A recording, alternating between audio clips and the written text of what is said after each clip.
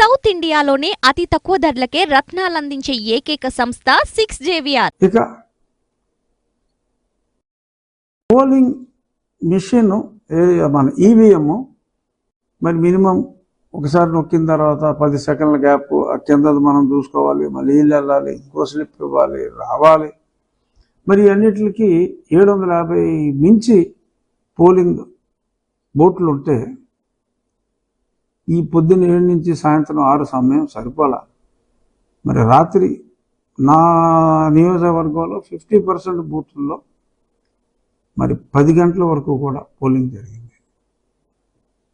అయినప్పటికీ కూడా విపరీతమైన ఒక్కపోత అయినప్పటికీ కూడా జనం వెయిట్ చేసి మరీ ఓట్లు వేయడం జరిగింది. 86.3% నా దగ్గర వచ్చింది. ఓవరాల్గా కూడా పెరిగింది. అంటే ఏంటి దీని అర్థం? మనం ఒక మనిషిగా మనం ఆలోచిద్దాం. ఎవరి మీదన్నా మీకు కక్ష ఉంటే ఎక్కువసేపు దాని మీద దృష్టి పెడతారా?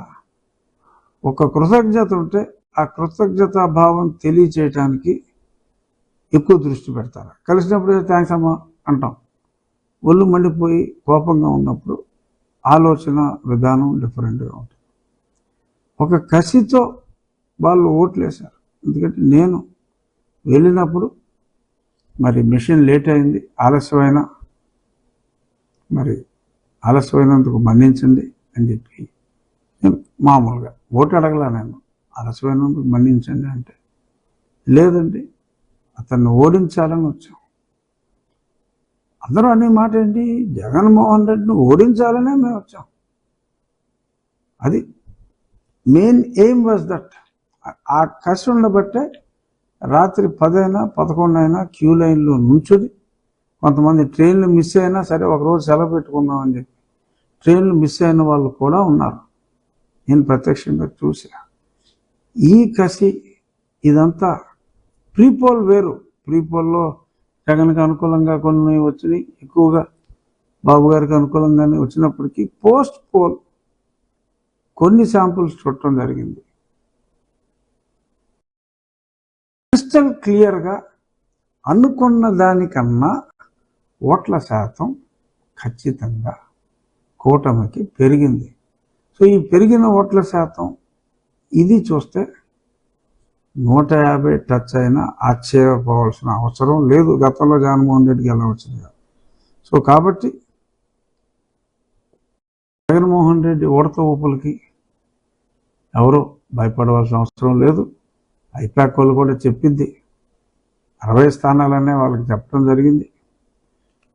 సో నిశ్చింతగా ఎటువంటి చింతకు లోను కాకుండా ఉందాం. కౌంటింగ్ సజావుగా జరిపించుకుందాం. అల్లర్లు చేయడానికి చూస్తారు, వాళ్ళు పోతారని వాళ్ళకి తెలుసు కాబట్టి. బట్ మనం సంయమనంతో ఉండాల్సిన అవసరం ఉంది.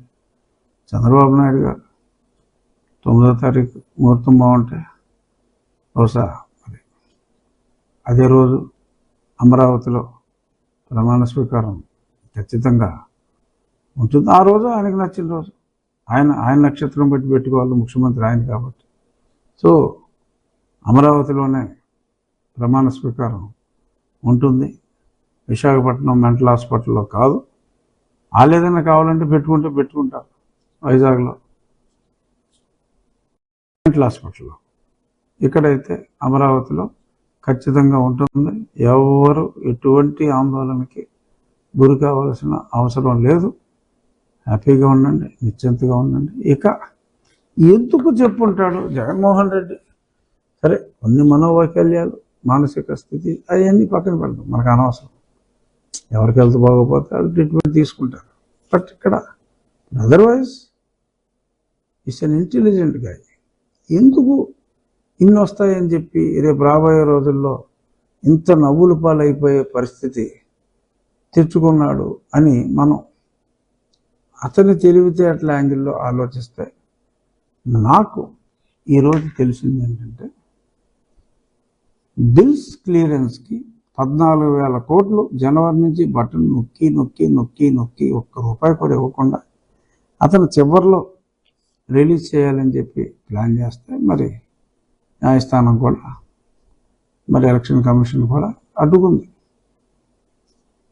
ఇక్కడ అయిన వెంటనే క్లియరెన్స్ ఇచ్చారు. ఇవ్వట్లే డబ్బులు, కేవలం 1200 కోట్లే ఇచ్చాడు ఆ 14,000 కోట్లు. ఈ మిగిలిన దాన్ని బిల్స్ క్లియరెన్స్ కోసం 25% కమిషన్ కొట్టేసి బిల్స్ క్లియరెన్స్ కోసం వాడుతున్నట్టుగా నాకు తెలిసింది.